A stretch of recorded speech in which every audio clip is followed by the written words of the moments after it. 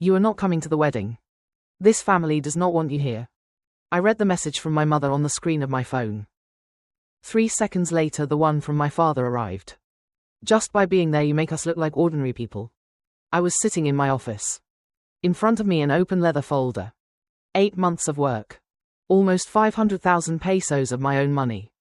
Every contract for my younger sister's wedding signed in my name. I read the messages twice. I smiled. I answered my mother with a single sentence. So you prefer status over your own blood? Then I picked up the phone and made 18 calls in 40 minutes. Because this is what my mother forgot when she sent me that text. I had paid for the luxury venue. The flowers. The banquet. The DJ. Even the rose arch she had demanded so desperately. And what I did 12 days later in front of the entire high society family. No one expected. My name is Elena Vargas. 10 years ago, when I left university, my father told me to my face that my last name would never be worth anything. So I built my own event company from nothing. We are not the most glamorous agency in the city. But the suppliers respect me. And my bank account is stronger than my father's savings. 8 months before that message, my sister Valeria called me in tears. She had just gotten engaged to Mateo Delgado. The Delgados are old money. Generations of property, roots, and power. And my mother, of course, went mad with ambition. Valeria wanted something simple. My mother demanded the Encina estate. Seeing my sister so overwhelmed, I made her an offer. I will take care of everything. I will use my contacts, pay with my company card, and later we settle the accounts. It will be my wedding gift. Valeria cried. She told me I was the best sister in the world. 8 months of tastings, fabrics, and advance checks later. Everything changed at the engagement party. My mother arrived in an expensive dress and a pearl brooch, desperate to fit in. I arrived in a navy blue dress I already had in my closet. Dona Beatriz Delgado, the matriarch of the groom's family, approached me first. She asked me questions about my company, about my finances in the slow seasons. She was the most interested adult in my life in 5 years.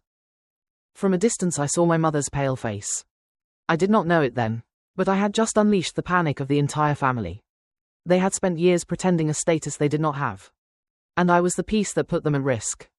Tuesday, 3:47 in the afternoon. My assistant Camila saw me staring at the phone. What is happening?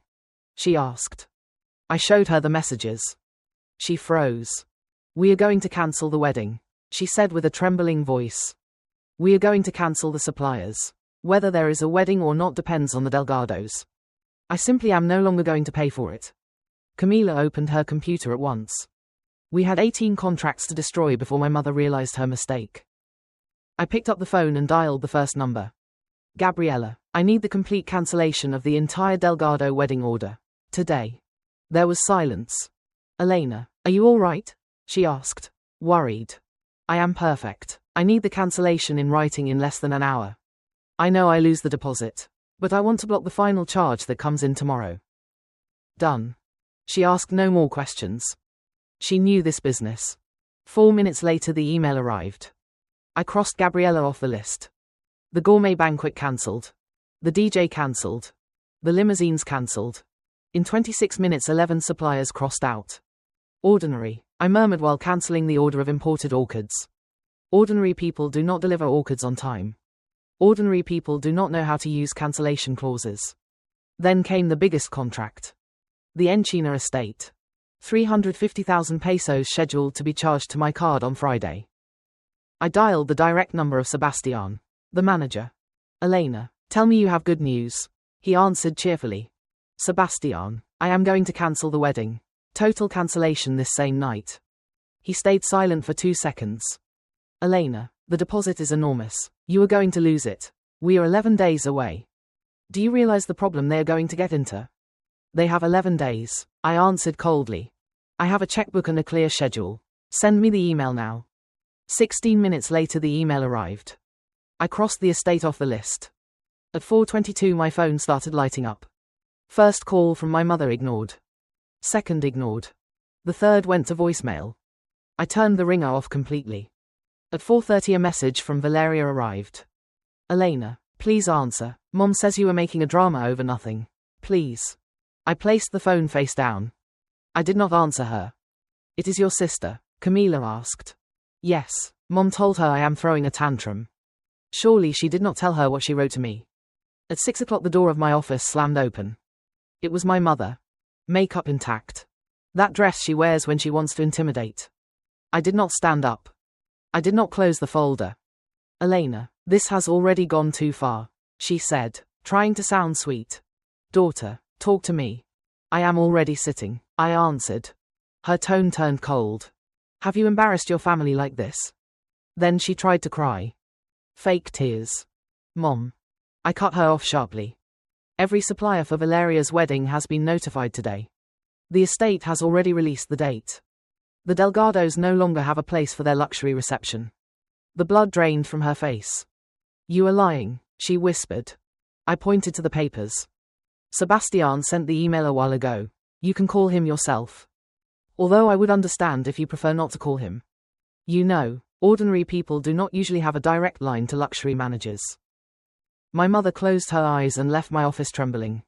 I watched her through the window walking to the parking lot, dialing a number in desperation. I knew perfectly well whom she was calling. What I did not know was what I was about to discover that same night. At 7 a message arrived from my cousin Lucia. Elena, what is happening? Your aunt and my mom are drinking wine and calling the suppliers like crazy. I laughed out loud in my empty office. They are trying to threaten them, I answered. But the contracts are in my name, not theirs. There was a pause. Then Lucia wrote something that froze my blood. Have you seen the family chat lately? They have been planning for 2 years how to cut you out of the picture. I stayed completely still. At 10 at night the doorbell of my apartment rang. It was Valeria. Mascara running all over her face.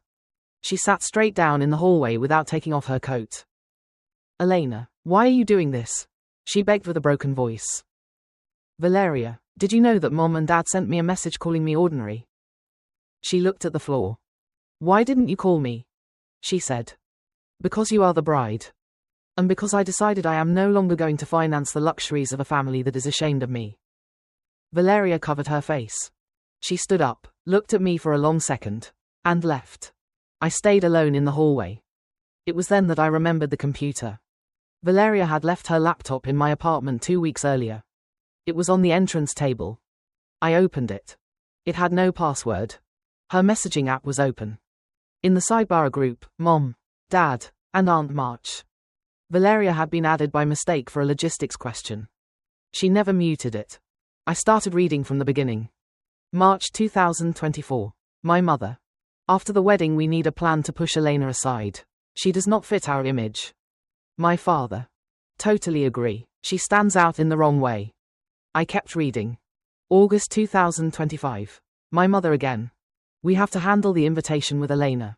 She has to think that she chose not to go so we do not look bad. I took screenshots of every message. I did not cry. I only felt an absolute coldness and clarity. The next day my mother made her worst mistake. She called Dona Beatriz to tell her that I was having a mental collapse. And that out of pure envy I wanted to ruin my sister's wedding. Dona Beatriz's answer. I would like to speak with Elena directly. That afternoon I received the call. Miss Elena, Mrs. Delgado invites you for tea on Friday. She asks that you bring all the wedding documents. I will be there, I answered. I printed every contract, every bank receipt. And in a closed yellow envelope I kept the printouts of my family's chats.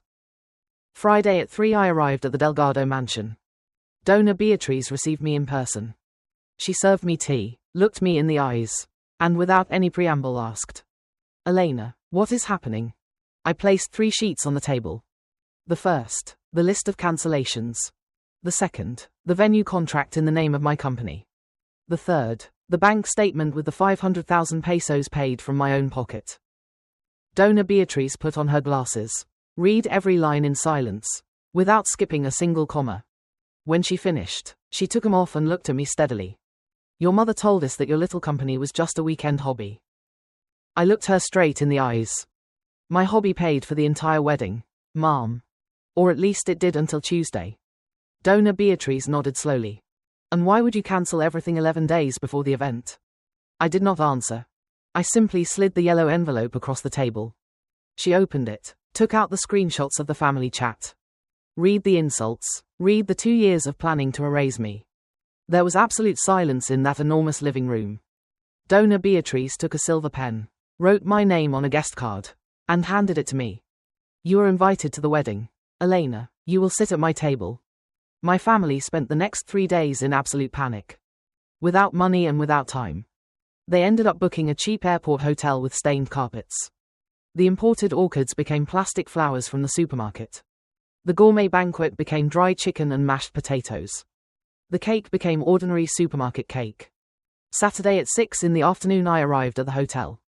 In the same navy blue dress from the engagement party. When he saw me enter, my father's face lost all color. My mother walked toward me, her heels striking the cheap floor. How dare you come? She spat. Look at the disaster you caused us. Before I could answer, a voice cut through the air of the room. It was Dona Beatrice. She walked to the center of the dance floor. The entire family fell silent. I want to clarify something, she said in front of all the guests. She took from her bag the contracts I had given her. They told us that Elena had contributed nothing to this wedding. But here I have the receipts. She raised the papers high so everyone could see them. Elena paid 500,000 pesos from her own pocket. And then she took out the printed chats. You called her ordinary. The word echoed against the walls of that cheap hotel. My aunt had to sit down because her legs were shaking. My father stared at the floor, sweating cold. My mother tried to stammer a lie, but no one believed her. Her high society theater collapsed in front of the woman she most wanted to impress. Valeria crossed the dance floor, ignoring our mother, and stood right beside me. I looked at my mother for the last time. Her makeup running, her pride destroyed. I spoke with the calmest voice of my entire life. You spent 2 years planning how to cut me out of the picture. Mom, you no longer have to hide. I simply stopped paying for the lives of people who cannot stand to say my name.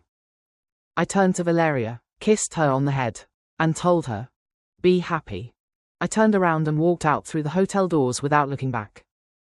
In the parking lot I could finally breathe. Status does not pay deposits. I do. But never again for them.